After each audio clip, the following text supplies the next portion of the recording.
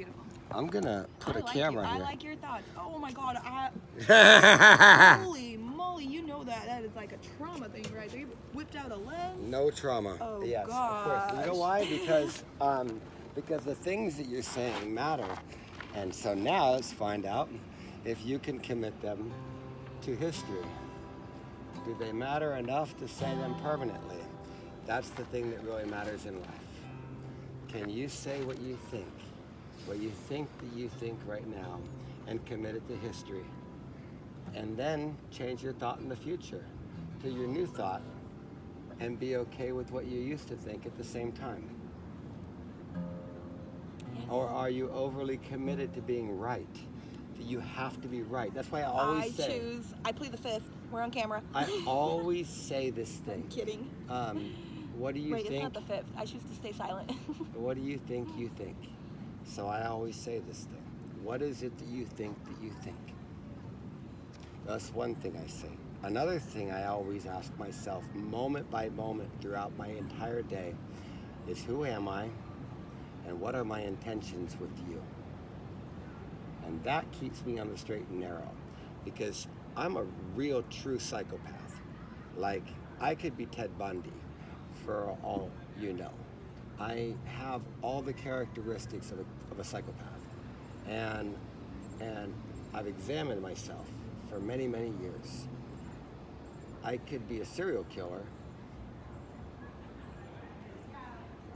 easily. I have been in open relationships in my life many times, and they're the happiest relationships I've ever had in my entire life, because everybody was telling the truth all the time. My girl went out and she did something crazy today and hooked up with some fucking random dude that came in to order something, and she got excited and she fucking went out.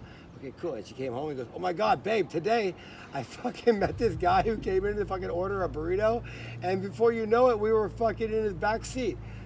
Now that's a true story. That actually happened, right? Oh, so your girl right now is still open No. I don't have a girl. Oh. I don't have a girl. I'm not in a relationship. But this is a true story of something that happened in my life, right? And what I learned about myself in that moment when my girl came home and told the truth is that I don't have an attachment to the physical things in this world. I have zero attachment to the physical things. I don't own your body, and I don't own you physically. What matters to me is the truth. What matters to me more than anything in the whole wide world is the truth. Are you comfortable enough with me? If I'm not the person that you can be comfortable enough with, that you could be every part of yourself with, then I can't be with you.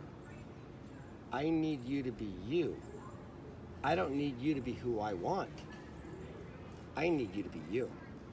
That's me. That's how I'm wired, right? And I'm highly manipulative. I'm psychopathic in so many ways. And then I gave my life to God.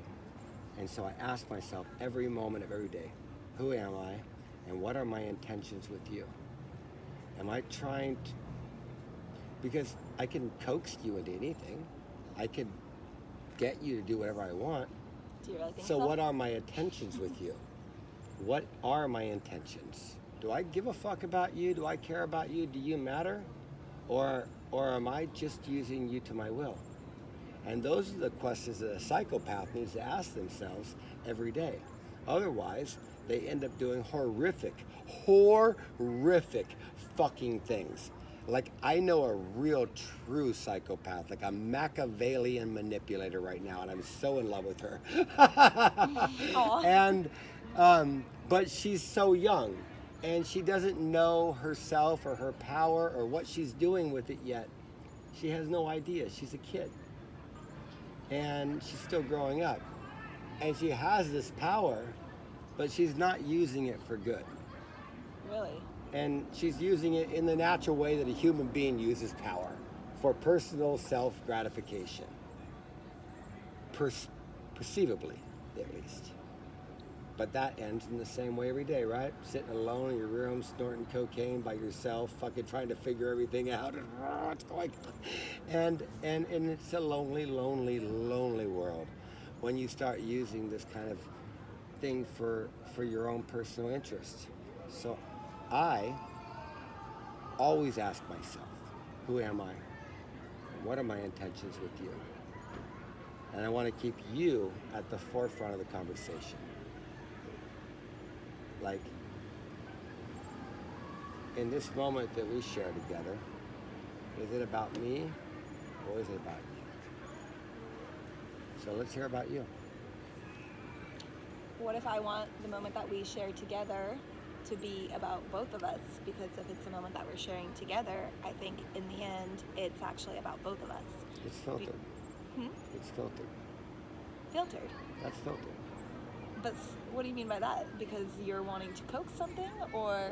No. No. See, I voluntarily sacrifice myself every day. When I read my Bible cover to cover, what I learned from reading the Bible from very beginning to very end, I have a Bible with me. I always carry a Bible with me. I have a Bible, a journal, and a guitar all the time. And I never forget the things the Bible has taught me. I want you to be comfortable in your own skin. That's what I really, really want from you. I want you to have faith. I want you to trust. I want you to know that what sits before you is always opportunity for you to become the best damn version of you could ever possibly be. And it sits before you every moment of every day.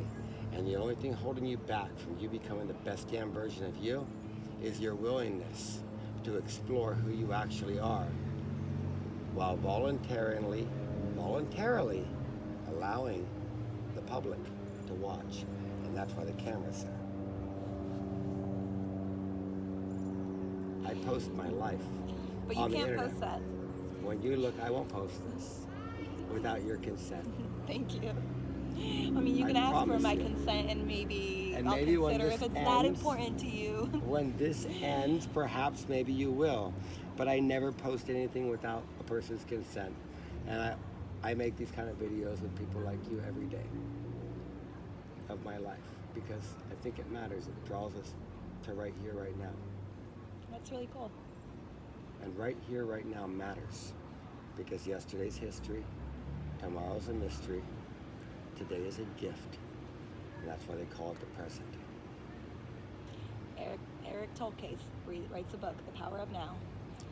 How much time do we spend in our past? How much time do we spend in our future? And how much time do we spend in right here, right now? Yeah, I agree. What's hurting you? Yeah, that's not something I want to talk about. I got it. It's not something I can talk about because I don't know enough English words, for sure. What's your native language? And that's a weird thing too, because in a sense, speaking English is also a native language to me too. I could speak Russian, and that's my native language, I'd say. I grew up in a Russian household, and yeah, and so parents even today, like are and a lot of people that I was raised with and communicate with is still in Russian, Oh, and that's just family, right? yeah. So yeah, Russian and speaking English. I would love to learn more Italian. That's a dream. What are you doing with your dollar? Are you doing a magic trick? No, flossing my teeth. I did it stuff, yeah. Is that the trick for flossing your teeth? Yeah. I have never seen that. I just ate 2 tacos, so Wow. I got mean, sick I'm of that ready to low floss my prosciutto. teeth too, but that's know? impressive. I'll wait for my moment with floss. That's cool. go back to this. Your Russian household. What was that like? I mean, I don't think it's any different than others. Life, problems, love, happiness, sadness, the That's whole a bunch motion. of generality bullshit. Tell me about what your house was really like. What's your dad like? If I say it on camera, we might go to war. Yeah, you're looking at the camera too much. How about you look at me and forget the camera even exists? Huh? This is the part where you actually be yourself regardless What's my dad of like? anything in the fucking world. The camera's not there. Do you see me look at it? The camera's not there. Fuck the camera. And fuck those people. And fuck their judgment. And fuck whatever they think about you.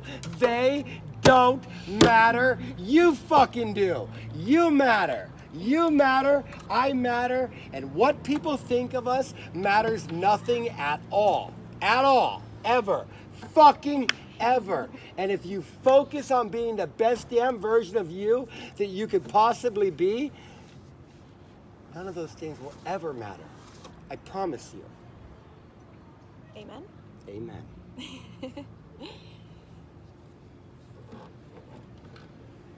I can't wait to be that adult that can tell you the story of my family and my father where you can understand.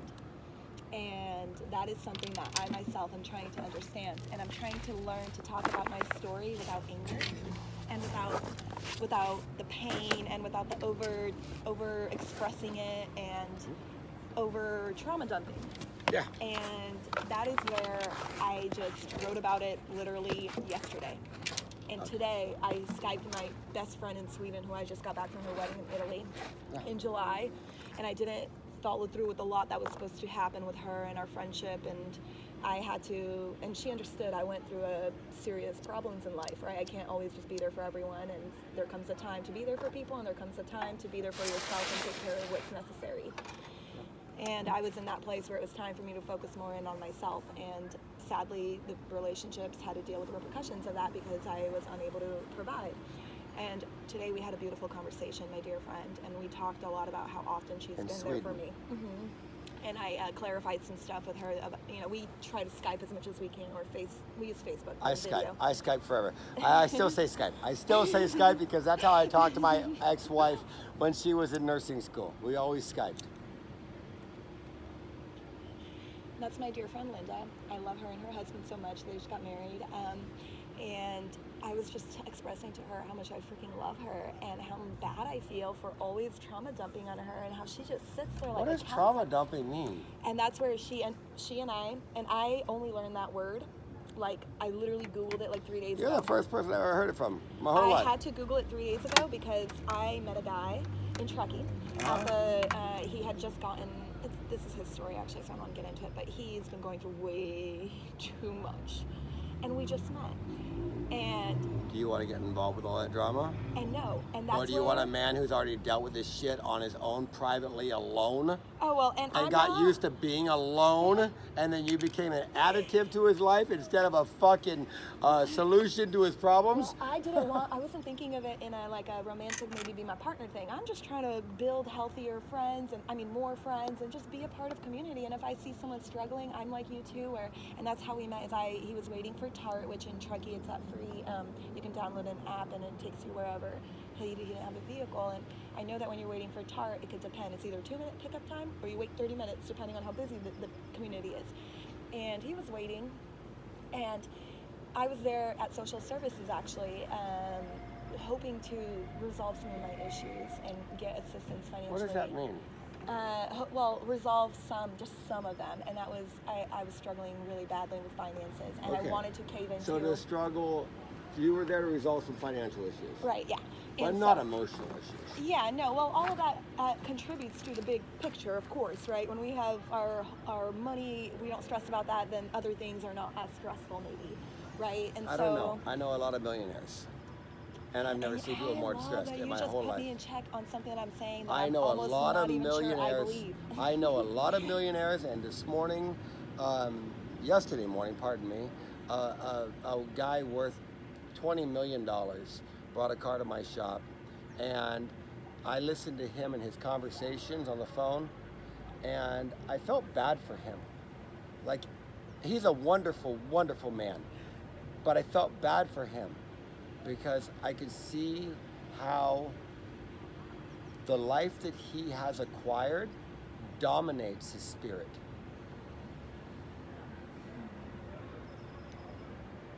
Yeah, it happens to people, to us, to me even. I felt that in myself, to fight that battle for being with him. And I don't know if you heard me playing my last song, but yeah, and that's where I'm at, where I used to get on my yoga mat and get into my place with myself, and to me, and it's not just the yoga mat, to me it's dedicating that 2 hours towards going inward. I used to write Dear God letters all the time. And that's where lately I've been telling myself, I know that my life circumstances have shifted me away from being as in tune with my spirit, where everywhere I went, I felt just angels protecting me no matter what. No matter what, I remember I have crazy miraculous God-sent stories that like other people could even testify to, like, holy shit, that was real.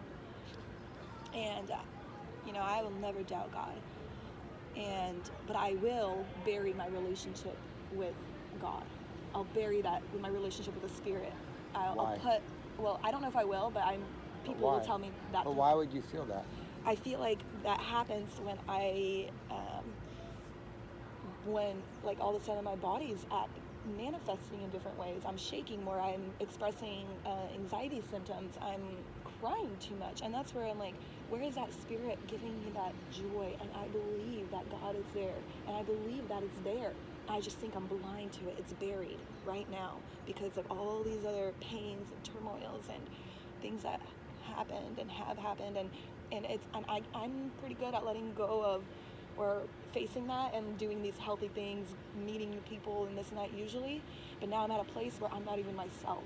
I can't just go do all these things that usually keep me in a healthy lifestyle, a place that I'm satisfied with my day every day. And that's because the repercussions of the things that have happened have affected the way today is. And right now I'm in the makeup phase of it. I'm finally out of it, but all these repercussions are overwhelming to deal with and face. And there's so much with the resources I have, that balance. You know, it doesn't have to be too much, but if you don't have the resources, then yes, it is going to be too much. Of course. It'll drown you. Exactly. And so I've that's, gone I through think, financial struggles in my life like you wouldn't believe it. The last 2 years, I struggled more than I ever suffered in my whole life financially. I can assure you that financial struggles are not the thing that are making me shake. They are not the thing. I mean, I could live with no money. I'm the person that I have $10 in my wallet. Everyone needs a beer, fine, $1, everyone have it. I don't care. Like, to me, it's not the financial problems. It's, you know, and it's the way that, I don't know how to explain it right now. There's so many details, and it's so surfaced, and it's like a movie in my life, and it's just time capsulated, like all this time capsulated in freaking taking over and trying to rob me from today. And that's what I fight. and I don't fight that like all the time. That's not my personality. That's just today. That's why I'm doing everything I can to slow down and just enjoy the park finally. Breathe. Can you tell me something? Of course. You've been telling me stuff. Without your consent. What would you like to tell me? You can. I'd like to hear it. You got a lot of magic in you. And you seem like you're open. But you spend so much time of your life explaining why instead of explaining what. I hate cigarettes. And what is way more important than why? What is more important than why? Yeah. What is more important than why? I'm Absolutely. going to remember that in my brain. Let's create a rap song right now. Are you a rapper too? I used to have a lot of bitches straight down from me, doing anything I said, even hoeing the street. But I'm a dog and I dog my broads. Gorilla pimping with a fucked up car. Ain't got no kids, but them bitches love daddy. They're gonna share me if them bitches wanna have me. Cause I'm a Mac with a capital M. How do you know I get so much pleasure out of rap? That was cool, Robert. Thank you for telling me that you feel that. That's The what's way more important than the why. And you like to justify, you like to show this is the circumstances of that, but we've been talking for however long, and I still know nothing about you. That's what you've avoided the entire time. You have maintained a conversation while sharing nothing. I have brown eyes, I have brown hair, I'm 5'4", I live in the state of California, I was born in, born in Ukraine, how about my paperwork says Russia, don't bust me on that one. What torments you? During this time Let's start especially. there. What torments you? Let's start there. What torments Usually you? nothing. But what torments you now? And there you went again. Usually nothing. Let me explain the why to you. Usually nothing. No. What the fuck actually torments you? What is tearing you apart? Let's get to that place. Because if we can get to that place, then from there we can chisel down a little further, and eventually we can get back to the place where the thing happened, where you made a permanent fucking decision when you were a little girl, probably 6 or 7 or 8 or 9 years old, and from that point you never revisited where you came from. From that point, you always made this decision whenever that happened, and that continued to affect your life forever. And that's a download from your parents, and that's why when you read the Bible, it says endlessly, cover to cover, that the sins of the father fall on the 3rd and the 4th generation. Why? Why does it say that? The sins of the father fall on the 3rd and the 4th generation. Because what your parents do is affecting you, because you download your mom and your dad from fucking 0 to 7 years old, and then you start acting that out in your life, and then you have children, and you download that shit onto them, and it takes 3 to 4 generations for that to dissipate. And that is exactly why I already wrote my daughter a letter. Which I don't have. I don't have a daughter yet. But I gave her the promises of my dreams and my goals of where I want to be before I ever let myself get pregnant. But if I have to, I want a baby so bad. if I do get pregnant, I still wrote the letter for that one too. For all of them. Yeah, I'm a writer too, and I've written a couple books in my time when I quit my job and gave myself a little sabbatical with all my money instead of putting it down on developing a home or anything for myself, and it was the best thing I ever did. That was. But my game plan though, right? I had this outline and all that, and that's where I really, through that experience, I learned that no matter how much you plan, no matter what you do, at the end of the day, God's in control. So much you could plan, you can think you're in control of everything, and then before you know it, things could change so freaking fast. And it was the most beautiful, beautiful sabbatical time that I gave to myself. And sadly, multiple things happened that extended it into beyond the timeline that I had. And that's where I had to learn that I need to adjust myself every day. And those, one of my favorite quotes, Shakespeare, expectations, root of all burden. Amen. I don't know if you said, yeah. Amen. Amen. That's all I can say. Expectation is the root of all burden. Amen. So what's really happening in your life right now? Burden. Give me some details. Burden. Let me tell you what's happening with me. Can I tell you what's happening with me? Yeah, let's do it. All right. I love this. You want to hear my story? Yeah. Okay. First, can I really quickly run to my vehicle and grab my jacket? Can I go pee? Absolutely. Well, then And I'll come back and meet you here? Sure, then I don't want to just leave my No, trash you go to here. your jacket. I'm going to wait. You Okay. go back. And then I'm going to go pee. And then we're going to come back and we're going to resume this. Okay, wonderful. And I'm going to pause the camera. All right, don't steal my phone.